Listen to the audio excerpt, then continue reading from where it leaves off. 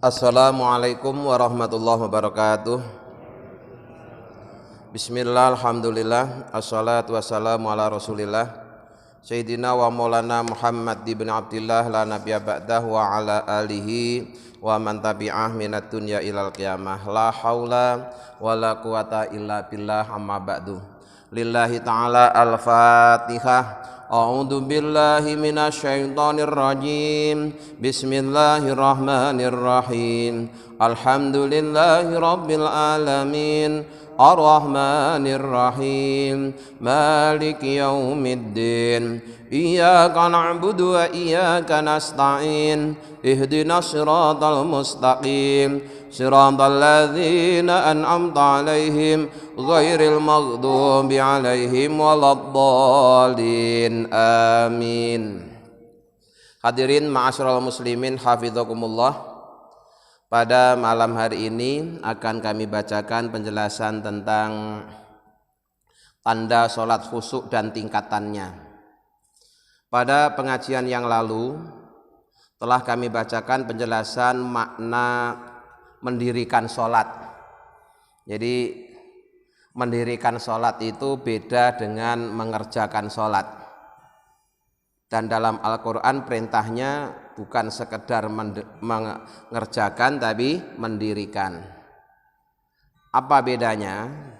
Bedanya adalah bahwa yang dimaksud dengan mendirikan sholat itu sholat yang ditunaikan lengkap dengan hak-haknya sholat, baik hak lahiriah maupun hak batiniyah, lengkap dengan syarat sahnya, rukun-rukunnya, serta sunnah-sunnahnya, dan itu dilakukan terus-menerus tanpa terputus.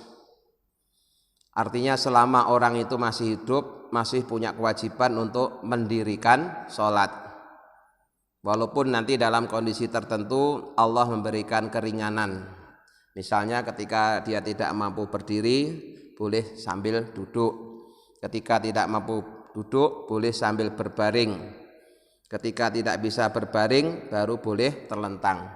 Tapi yang jelas apapun keadaan seorang, dalam kondisi apapun tetap wajib mendirikan sholat. Kemudian salah satu tandanya sholat khusyuk itu adalah tampak dari perilaku orang tadi setelah menunaikan sholat. Ya, jadi tanda kalau orang itu sholatnya khusyuk, maka kekhusyukannya itu akan tampak setelah dia sholat.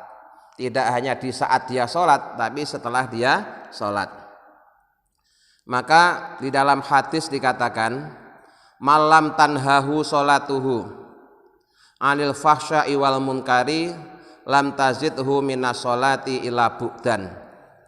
Malam tanhahu, barang siapa yang tidak mencegahnya. Apa sholatuhu? Sholatnya. Sholatnya tidak mencegah anil fahsya'i, dari perbuatan keji, wal munkari, dan perbuatan munkar, lam tazidhu, maka tidak tambah baginya minas sholati, dari sholat, illa bu'dan, kecuali semakin jauh dari Allah. Jadi kalau ada orang sholatnya tidak berdampak pada perilakunya, sholatnya tidak mencegah dirinya dari berbuat keji dan munkar, maka sesungguhnya sholat yang seperti itu justru menjadikan dia semakin jauh dari Allah. Sholat tekun tapi bukan semakin dekat dengan Allah, sebaliknya justru semakin jauh dari Allah. Oleh karena itu kita harus berupaya agar sholat kita ini berdampak pada perilaku kita sesudah sholat. Karena dalam Al-Quran dikatakan inna sholata tanha 'anil fahsya'i wal munkar. Sesungguhnya sholat itu mencegah perbuatan keji dan munkar. Orang yang sholatnya khusyuk, orang yang tidak sekedar mengerjakan sholat tapi mendirikan sholat, itu sholatnya akan mencegah dari berbuat keji dan munkar. Nah, yang sering kita temui, di satu sisi ada orang tekun sholat, tapi di sisi lain perilakunya masih melakukan perbuatan-perbuatan keji dan munkar. Sholat rajin, korupsi jalan terus, itu berarti kan sholatnya belum mampu mencegah perbuatan keji dan munkar. Sholat yang model seperti itu, walaupun secara fikih sah, tapi hubungan dia kepada Allah tidak semakin dekat, justru malah semakin jauh. Kemudian dalam hadis Rasulullah juga bersabda, idza sholal abdu falam yutimma ruku'aha wala sujudaha wala khusu'aha lufat kama yulaful saubul kholaku summa yutrobu biha wajhuhu. Idza sholal abdu, bila seorang hamba menunaikan sholat, falam yutimma, kemudian dia tidak menyempurnakan ruku'aha, rukuknya sholat, asal rukuk tapi tidak sempurna. Ya, kemarin sudah kita jelaskan bagaimana cara rukuk yang sempurna. Wala sujudaha, dan juga tidak menyempurnakan sujudnya, asal sujud. Sujud yang sempurna itu ketika seorang sujud menempelkan 7 anggota tubuh, itu baru sujud yang sempurna. Wala khusu'aha, dan juga tidak menyempurnakan khusuknya. Khusuk itu ada khusuk lahir, ada khusuk batin. Ya, khusuk lahir yaitu seorang yang ketika sholat dia tidak mengucapkan ucapan di luar bacaan sholat, juga tidak melakukan gerakan di luar gerakan sholat. Itu secara lahiriah sudah dianggap khusuk, walaupun mungkin hatinya belum khusuk. Nah, orang yang sholatnya tidak sempurna rukuknya, tidak sempurna sujudnya, dan juga tidak sempurna khusuknya, maka sholat seperti itu oleh Allah akan dilipat seperti dilipatnya pakaian yang sudah rusak. Di bahasa Jawanya sholatnya seperti gombal amoh, ya, gombal amoh. Summa yutrobu biha wajhu, kemudian gombal yang amoh itu ya dilemparkan ke mukanya orang yang sholat tadi. Maka walaupun sholat itu sudah kita tunaikan sejak kita kecil, kita harus terus belajar untuk memperbaiki dan meningkatkan kualitas sholat kita, baik dari bacaannya, gerakannya maupun hatinya, terutama dari sisi tumakninah. Ya, banyak di antara kita ini yang belum paham tentang tumakninah. Ya, tumakninah itu berhenti sejenak setelah bergerak. Artinya antara satu gerakan dengan gerakan berikutnya itu ada jeda. Ya, yang jedanya itu seukuran orang membaca subhanallah, itu sudah dikatakan tumakninah. Nah, yang sering saya amati kita kurang memperhatikan tumakninah itu waktu iktidal. Ya, ketika kita bangun dari rukuk kemudian berdiri tegak, itu banyak yang kemudian tangannya itu masih goyang-goyang. Nah, tangannya masih goyang-goyang gitu karena dampak dari gerakan itu. Nah, itu kalau dia tidak berhenti, tangannya goyang-goyang terus, berarti itu juga tidak tumakninah iktidalnya. Dia harusnya pas sami Allah liman hamidah itu plek, itu ya tangannya diam. Jangan kemudian tangannya dibiarkan terayun-ayun itu. Itu namanya tidak tumakninah. Kemudian ketika sujud juga banyak yang kakinya terangkat. Ya, padahal harusnya ujung kaki itu nempel di tempat sujud, melijidatnya, kedua telapak tangannya, kedua sikunya, lututnya sama ujung jari-jari kaki, semuanya ada 7. Nah, jadi gerakannya diperbaiki, bacaannya diperbaiki, khusyuknya ditingkatkan. Maka dikatakan fal musalluna kasirun wal muqimuna qalilun. Orang yang sholat itu banyak, tapi yang mendirikan sholat hanya sedikit. Ya. Fa ahlul asbahi kasirun wa ahlul qulubi qalilun. Orang yang ahli di bidang gerakan sholat itu banyak, tapi hatinya yang ikut sholat hanya sedikit. Banyak yang raganya sholat, tapi hatinya tidak ikut sholat. Maka kita harus berupaya bagaimana agar ketika kita sholat ini bukan hanya raga kita yang sholat, tapi jiwa kita juga ikut sholat. Kemudian Syekh Abdul Abbas Al-Mursi mengatakan, berdasarkan penelitian beliau terhadap firman Allah dalam Al-Quran, setiap pujian terhadap orang sholat adalah berlaku bagi orang yang mendirikan sholat, bukan sekedar mengerjakan sholat. Jadi dalam Al-Quran itu banyak ayat yang isinya memuji orang sholat, tapi ada juga ayat yang isinya mencela orang sholat. Nah yang dipuji itu yang bagaimana? Yang dipuji itu adalah yang mendirikan sholat. Sementara yang dicela itu adalah orang yang sekedar sholat. Ini contohnya ya, contohnya yang mendirikan. Allah berfirman, alladzina yu'minuna bil ghaibi wa yuqimunas shalah. Ini salah satu ciri orang yang bertakwa itu orang yang beriman kepada yang gaib dan mendirikan sholat. Kemudian Nabi Ibrahim ketika berdoa itu kalimatnya Rabbij'alni muqimas shalah. Ya. Rabbij'alni, wahai Tuhanku, jadikan aku orang-orang yang mendirikan sholat, bukan sekedar orang yang mengerjakan sholat. Kemudian di ayat lain juga banyak disinggung wa aqamas shalah, dan mendirikan sholat, wal muqimis shalah, dan orang-orang yang mendirikan sholat. Jadi banyak pujian-pujian Allah terhadap orang sholat, tapi selalu menggunakan kalimat mendirikan, bukan sekedar mengerjakan. Nah, sebaliknya kalau di ayat Al-Quran itu Allah mencela orang sholat, sudah sholat tapi masih dicela, itu adalah untuk orang-orang yang sekedar sholat, bukan mendirikan sholat. Contohnya dalam ayat surat pendek yang sering kita baca, itu surah Al-Ma'un, fawailul lil musallin alladzina hum an salatihim sahun. Fawailun, maka kecelakaan, celaka, lil musallina, bagi orang-orang yang sholat.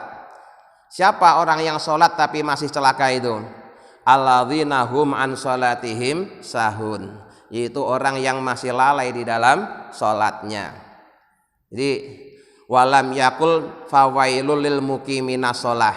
Di ayat tersebut Allah tidak berfirman celakalah buat orang-orang yang mendirikan sholat, tidak begitu, tapi fawailul lil musallin, langsung lil musallin, bukan lil muqiminas shalah.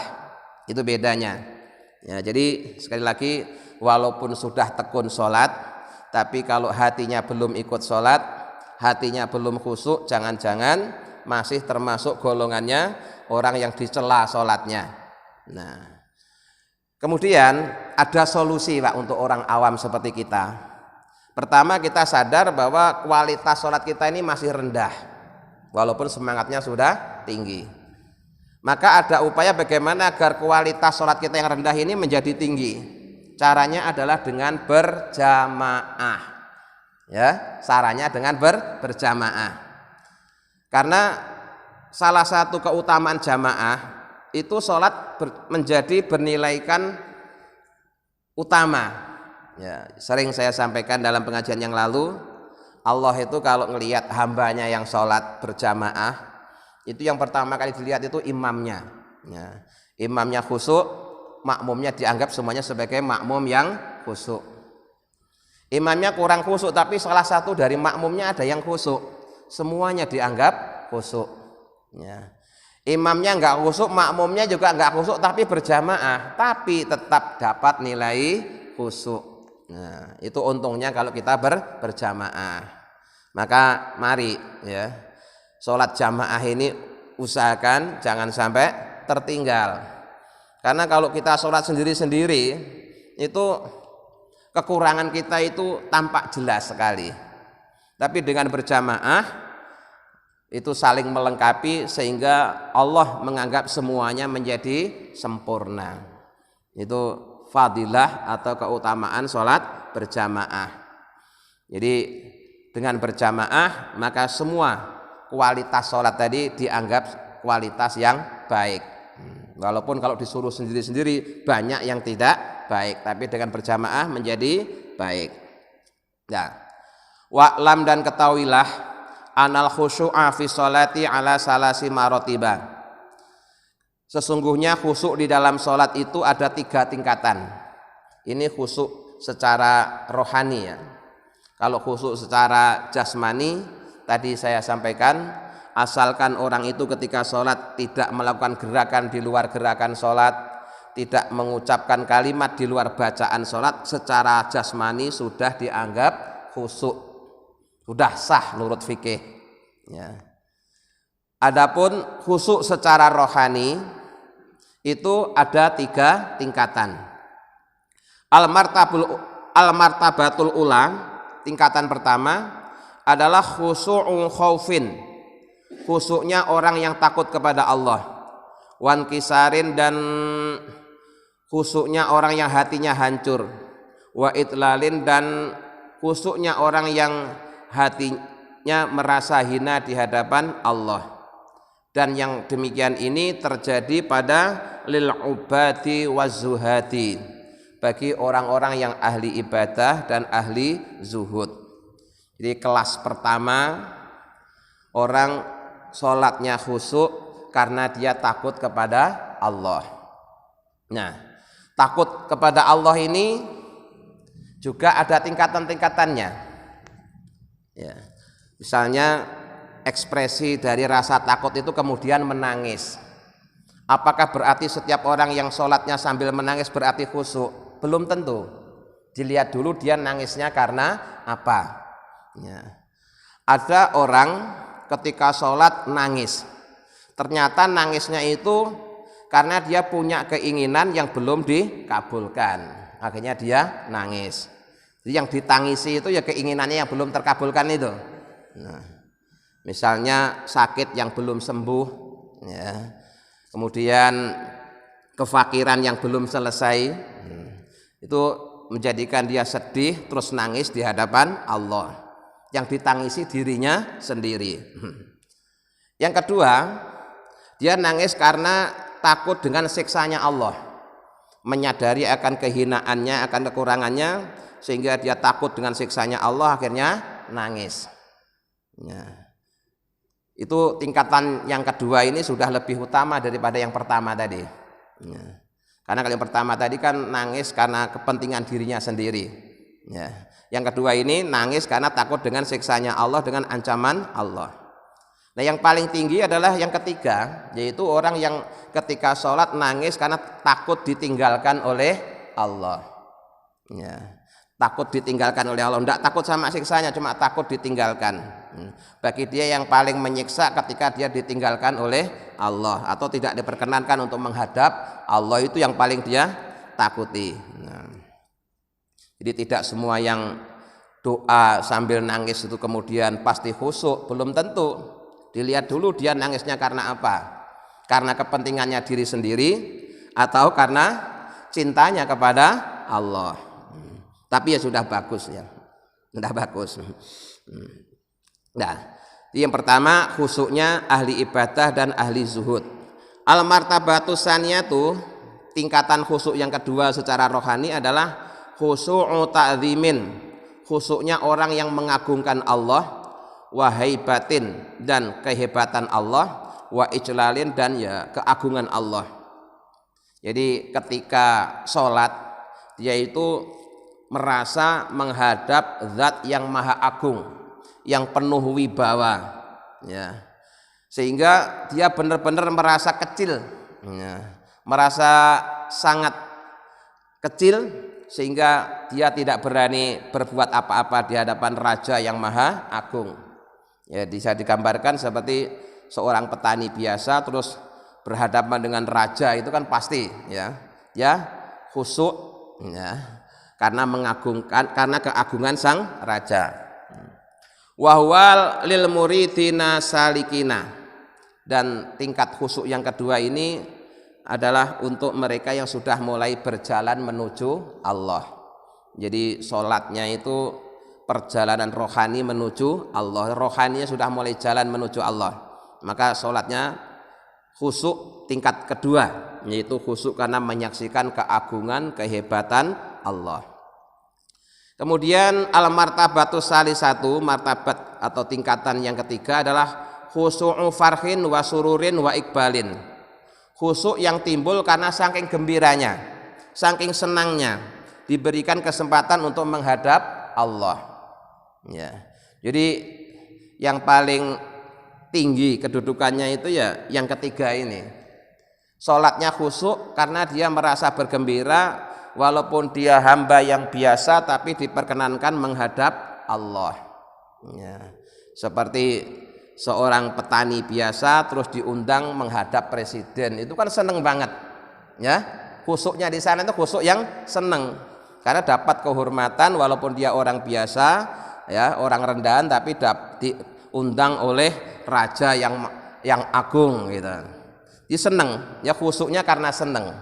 Kalau yang kedua tadi khusyuknya karena takut ya, takut menyaksikan keagungannya.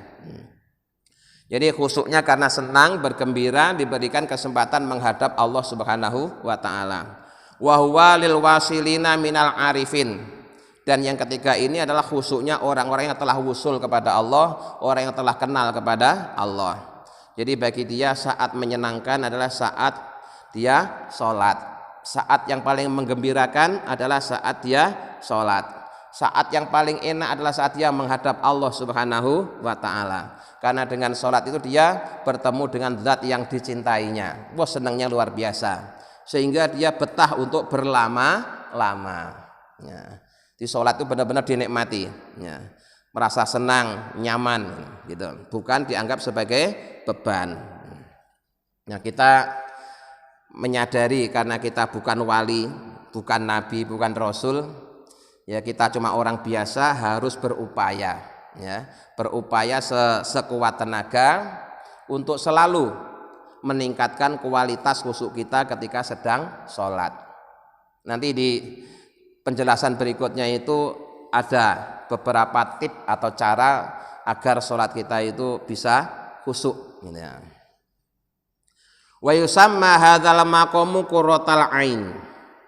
Khusyuknya orang-orang yang telah wusul kepada Allah itu disebut dengan kedudukan qurratul ain. Ya, qurratul ain itu yang indah dipandang mata. Nah, sudah menyenangkan. Ibadahnya itu didorong oleh rasa cintanya kepada Allah, sehingga ketika dia berhadapan dengan Allah itu benar-benar merasa senang, ceria karena bisa bertemu dengan yang dicintainya. Summa'lam, kemudian ketahuilah inna sholata, sesungguhnya sholat, anna sholata, sesungguhnya sholat, allati lashabuha khusyu'un, yang tidak disertai khusyuk, wala khudurun, dan juga tidak disertai hadirnya hati, hiya batilatun inta sufiyati. Sholat model seperti itu dianggap sholat yang masih batal, rusak menurut para sufi ya. Ghairu maqbulatin, dan belum diterima atau tidak diterima intal ulama'i, menurut para ulama. Jadi sholat yang tidak ada khusyuknya, sholat yang hatinya tidak hadir ke Allah, itu dianggap sholat yang masih rusak, batal, dan tidak diterima oleh Allah. Tapi walaupun demikian, ketika kita sholatnya masih seperti itu ya tetap harus dikerjakan. Jangan terus kita salah paham, daripada ndak khusyuk mendingan ndak usah sholat. Itu keliru itu ya. Daripada nggak bisa khusyuk, nggak bisa hadir di hadapan Allah, mendingan ndak usah sholat. Itu lebih parah lagi yang seperti itu ya. Jadi kalau ada nasihat yang model seperti ini itu hendaknya dijadikan motivasi agar kita sholatnya semakin khusyuk, semakin hadir di hadapan Allah, bukan malah meninggalkan sholat karena merasa belum khusyuk. Wa qalu, dan para ulama berkata, laisa lil abdi min sholatihi, tidaklah didapatkan seorang hamba dari sholatnya illa ma hadara fiha qalbuhu, kecuali seukuran hatinya yang hadir dalam sholat tersebut. Jadi sama-sama kita menunaikan sholat isya 4 rakaat dalam durasi waktu yang sama, bisa jadi yang didapatkan oleh masing-masing orang itu beda-beda. Karena dalam durasi 4 rakaat itu hatinya hadir di hadapan Allah itu ya setiap orang beda-beda. Faqad yakunu lahu rubu'u sholatihi, ada orang yang dia mendapatkan 1/4 dari sholatnya. Udah bagus itu 1/4 ya. Jadi kalau misalnya sholat itu perlu waktu 5 menit ya, dia hatinya hadir di hadapan Allah itu ya cuma 1 menit lebih sedikit, itu berarti 1/4. Au nisfuha, atau separohnya ya, kalau misalkan sholat 5 menit dia 2,5 menit khusyuk, 2,5 menitnya lagi sudah tidak khusyuk. Bi qadri ma hadara fiha. Jadi seseorang akan mendapatkan dari sholatnya seukuran seberapa hatinya hadir di hadapan Allah. Sehingga walaupun jumlah rakaatnya sama, ya, durasi sholatnya sama, bisa jadi nilainya di hadapan Allah beda-beda. Sekali lagi yang demikian ini kalau sholat sendiri-sendiri. Tapi kalau sholat jamaah dapatnya semuanya sama. Itu enaknya jamaah begitu. Maka orang kalau udah ngerti fadilahnya jamaah kok enggak jamaah itu ya rugi sekali. Ya rugi sekali. Ya, karena dengan jamaah itu kita mendapatkan nilai sempurna. Gitu. Walaupun kalau disuruh sholat sendiri tidak sempurna. Wa yu'inu dan akan menolong alal khusyuk untuk khusyuk apa az-zuhdu zuhud fid dunya di dunia. Ini salah satu tip bagaimana agar kita sholatnya bisa khusyuk. Tip pertama adalah kita harus berupaya untuk zuhud fid dunya. Zuhud fid dunya itu artinya tidak mau tertipu oleh urusan dunia. Dia tahu bahwa dunia ini hanya sarana untuk meraih tujuan. Jadi dunia itu bukan tujuan. Maka dia tidak akan menjadikan dunia sebagai tujuan. Dunia hanya sebagai sarana untuk meraih tujuan. Wa hadza huwa dawaul kabiru. Zuhud fid dunya ini merupakan obat yang sangat ampuh untuk mengobati solat-solat yang tidak khusyuk. Jadi yang menyebabkan solat kita tidak khusyuk itu karena kita masih suka hubbud dunya, ya, mencintai dunia di dalam solat. Nah, makanya nanti tuntunannya itu kalau mau solat tuh urusan dunianya ditinggalkan, ya. Maka kita sebelum niat sholat segala urusan yang terkait dunia hendaknya dilepaskan dulu, dititipkan ke Allah, ya, dititipkan ke Allah sehingga ketika kita menghadap Allah itu benar-benar dalam kondisi kosong, tidak sambil membawa dunia. Itu ngomongnya gampang, prakteknya sulit, ya, ngomongnya gampang, prakteknya sulit. Banyak dari kita itu kalau sholat menghadap Allah itu sambil membawa dunia, itu dianggap tidak sopan. Gambarannya gini, contohnya kalau ada seorang pedagang kepengen ketemu presiden, pedagangnya kepengen ketemu presiden, maka dia boleh menghadap presiden tapi dengan syarat dagangannya ditinggal di luar. Mentang-mentang dia bakul bakso, ya, kepengen ketemu presiden terus sambil bawa gerobak dibawa ke istana untuk menghadap di ruang istananya presiden, kira boleh apa tidak? Ya tidak boleh. Ya, tidak sopan. Jadi kalau menghadap presiden, gerobak baksonya ditinggal di luar, orangnya saja yang menghadap presiden, gitu loh.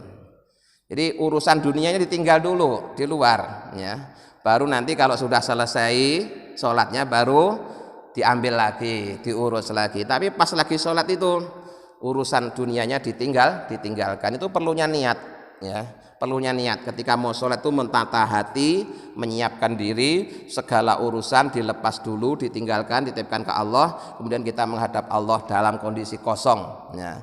Hanya fokus menghadap Allah Subhanahu wa Ta'ala. Ibaratnya tukang bakso yang pengen ngadep presiden, ketika ngadep presiden gerobak baksonya ditinggal di luar, jangan dibawa masuk ke dalam istana, pasti tidak boleh. Nah kita itu suka begitu, ya. Kita yang ngutang giliran nyaur melibatkan Allah. Jadi pas sholat itu nangis-nangis itu bukan nangis karena rindu Allah, tapi nangis utangnya jatuh tempo. Nah orang yang nggak ngerti, wah dia sholatnya khusyuk sampai nangis-nangis, padahal yang ditangisi ternyata utangnya dia sendiri. Nah, bukan karena rindu kepada Allah. Nah jadi zuhud fid dunya itu merupakan obat yang paling ampuh untuk menanggulangi sholat yang tidak khusyuk. Kemudian itmuhalun antakuna indaka pintu iblis wala yazuruha abuha. Dunia itu menurut para ulama sufi digambarkan kayak anak perempuannya iblis, ya, anak perempuannya iblis yang cantik. Nah kalau kita kemudian di dalam sholat itu masih mencintai dunia, itu digambarkan di rumah kita itu kita memelihara anak perempuannya iblis. Karena yang kita pelihara anaknya, akhirnya bapaknya, ibunya, pamannya, kakeknya itu ikut-ikutan nimbrung, ya, dengan alasan menjenguk cucunya atau menjenguk anaknya. Maka kalau orang sholat sambil membawa dunia di dalam hatinya, nanti segala macam persoalan dunia akan muncul di dalam sholat. Bahkan yang tadinya nggak ingat itu pas waktu sholat itu jadi ingat. Nah, karena ya tadi bapaknya datang, ibunya datang, pamannya datang, terus kakek neneknya datang, keponakannya datang. Kenapa? Karena anaknya kita pelihara. Nah, jadi dunia itu kata sebagian sufi bagaikan anak perempuannya iblis. Kalau itu ada di rumah kita, nanti bapaknya iblis datang, ibunya iblis datang, kakek neneknya iblis ikut datang semua, sehingga ngerecokin kita semua, sehingga sholatnya tidak bisa khusyuk, karena harus tadi itu berhadapan dengan keluarga iblis tadi itu satu, ya. Fala yata'atil khulusu minal khawatiri madamat fil qalbi, ya. Maka seorang tidak akan bisa mulus ikhlas khusyuk kalau urusan-urusan dunianya masih dibawa di dalam sholat, ya. Jadi urusan dunianya harus ditinggal di luar sholat. Isyarahnya dalam peristiwa Isra Mi'raj, Rasulullah itu tadinya kan naik buruk, tapi ketika sholat buruknya diikat di luar masjid, gitu ya. Dalam cerita Isra Mi'raj kan ketika Rasulullah naik buruk kemudian masuk ke dalam masjid, buruknya diikat di luar, terus Rasulullah masuk kemudian menunaikan sholat. Jadi buruk itu dunia harus ditinggal di luar. Kalau bapak sudah masuk dalam sholat, maka buruknya harus ditinggal di luar sholat. Jangan buruknya dibawa masuk ke dalam masjid. Nah, jangan urusan dunia dibawa masuk di dalam sholat. Itu sama dengan orang yang memelihara anak perempuannya iblis. Nanti bapaknya, ibunya, pamannya akan datang semua. Sehingga kita sholatnya tidak bisa khusyuk karena kebanyakan tamu tadi itu. Ya. Wa qaliluha huwa kabiruha, kasiruha. Di urusan dunia itu walaupun sedikit, kalau dibawa masuk di dalam sholat nanti akan mendatangkan yang banyak. Artinya pada mulanya urusan sedikit, begitu kita sholat malah yang lain-lain muncul semua, ingat semua. Akhirnya ketika sholat bukan ingat Allah, malah ingat urusan dunia. Faman baqiyat fihi baqiyatun minha. Kalau dalam hatinya masih ada urusan dunia, ya dia masih tertahan di dunia itu, belum bisa menghadap Allah, ya. Fa innahu ta'tihil khawatiru ala hasbiha. Jadi akhirnya seseorang itu mendapatkan manfaat dari sholatnya ya hanya seukuran dia ingatnya kepada Allah itu seberapa. Kalau kemudian di dalam sholat yang dia ingat adalah urusan dunianya, ya berarti tidak mendapat apa-apa dari Allah. Kemudian perumpamaan yang lain demikian, fa muhalun antakuna sajaratud dunya fi qalbika wa taslimu minal khawatiri. Mustahil, ya, kalian bisa selamat dari godaan-godaan di dalam sholat jika pohonnya dunia masih ada di dalam hati kalian. Jadi dunia itu digambarkan pohon. Nah, kalau pohonnya masih tersimpan di dalam hati, terus kita kepengen selamat dari dampak buruk yang ditimbulkan oleh pohon, itu statusnya mustahil, tidak mungkin. Ya. Contohnya seperti ini. Wa misalu dzalika, perumpamaan dari keterangan tersebut adalah kasajarotin indaka fi bustanin. Seperti halnya kalian itu punya taman, di dalam taman itu ada pohon yang tinggi dan rindang. Yajtami'u 'alaiha tuyuru. Kemudian pohon yang tinggi yang ada di tengah tamanmu itu mengundang aneka macam jenis burung, ya, karena burung senang tinggal di pohon yang tinggi yang banyak daunnya. Kemudian wa yuhawilunaka bi aswatihim. Kemudian aneka macam jenis burung yang ada di pohon itu akan mengganggumu dengan berbagai macam jenis suaranya, ya. Masing-masing burung punya suara yang berbeda-beda, ada yang indah, ada yang menakutkan, ada yang macam-macam lah, ya. Fakullama sawastahum roja'u. Ketika kalian mengusir burung yang ada di pohon itu, ya dia hanya pergi sebentar kemudian balik lagi. Kenapa? Karena memang dia senang tinggal di pohon tersebut. Kalau yang diusir hanya burungnya, ya dia diusir mungkin dilempar ya sama kayu gitu ya mungkin terbang, tapi nanti sebentar lagi balik lagi. Fala yang qati'una anka abadan, maka burung itu akan selalu ada di pohon tadi selama-lamanya. Hatta tuqta'u itil kasajaratu, sehingga burung itu akan pergi kalau pohonnya sudah ditebang. Kalau cuma diusir burungnya, Pak, ya, dia pergi sebentar nanti balik lagi, diusir lagi, balik lagi. Cara yang efektif bagaimana? Tebang aja pohonnya, nanti burungnya pasti tidak akan datang. Ya. Itu gambarannya seperti itu kalau pengen khusyuk. Jadi harus zuhud fid dunya. Segala urusan dunia itu potong dulu supaya nanti tidak ada burung-burung yang datang. Tapi kalau pohonnya itu masih ditanam di dalam hati walaupun pohon kecil, ya nanti akan mengundang datangnya aneka macam jenis burung. Nah, fa idza qata'taha istarohta min aswatihim. Jika kalian mampu memotong pohon tersebut, maka kalian bisa istirahat dari gangguan suara-suara burung tadi. Fakadzalika dunya, begitu juga dengan dunia. Madamat fil yati wa huwa ma'murun biha. Selama dunia itu masih ada di tanganmu, masuk ke dalam hatimu, ya kamu akan sibuk mengurus dunia. Sehingga la yaslimul qalbu min khawatirin, hatimu tidak akan selamat dari godaan-godaan dunia. Hatta yahrujanha, sehingga kalian mengeluarkannya. Nah, kalian baru bisa selamat dari godaannya kalau kalian mengeluarkannya. Pohonnya ditebang aja biar burungnya enggak datang.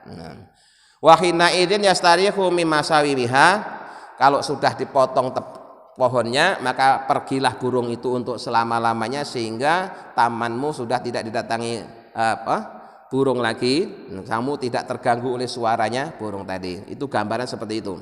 Ketika urusan dunia yang ada dalam hati kita sudah kita keluarkan, ibaratnya pohon sudah kita tebang, maka sesuatu yang menyertainya semuanya juga akan ikut hilang. Maka kunci pertama jika seorang ingin sholatnya khusyuk, hanya menghadap Allah, tidak mikirin yang lain-lain, maka harus zuhud fit dunya, ya, yang digambarkan pohon tadi harus ditebang dulu. Malam ini sampai di sini dulu, insya Allah nanti akan ada tip-tip yang lain tentang upaya bagaimana agar sholat kita menjadi sholat yang khusyuk. Sholat yang khusyuk akan mampu mencegah diri kita dari perbuatan keji dan munkar. Mudah-mudahan dengan bimbingan Allah kita bisa memahami dan bisa mengamalkannya. Amin ya rabbal alamin. Allahumma sholli ala sayyidina Muhammad wa sallam Muhammad, alhamdulillahi rabbil alamin.